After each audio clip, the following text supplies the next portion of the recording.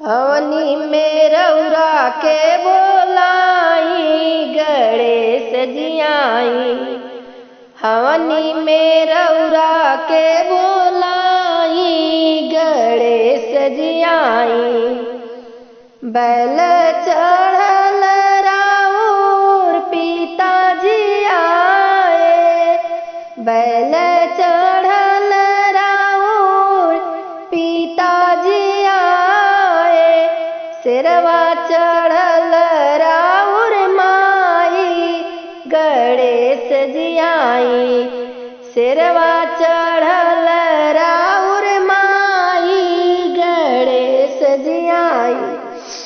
हवनी में रउरा के बोलाई गणेश जी आई। मुरवा चढ़ल राउर भैया जी आए। मुरवा चढ़ल राउर भैया जी आए। मुसवा चढ़ल रउर आई गणेश जी आई। मुसवा चढ़ल रउर आई गणेश जी आई। हवनी में रउरा के बोलाई गणेश जी आई।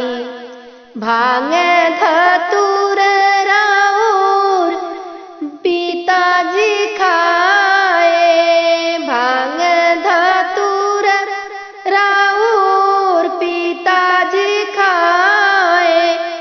पूड़िया हलवा राउर माई गणेश जी आई। पूड़िया हलवा राउर माई गणेश जी आई।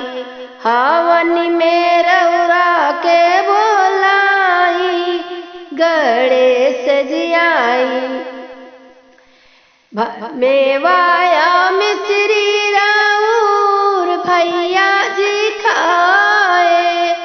मेवाया मिश्री राउर भैया जी खाए। मोदक के भोग लगाई गणेश जी आई।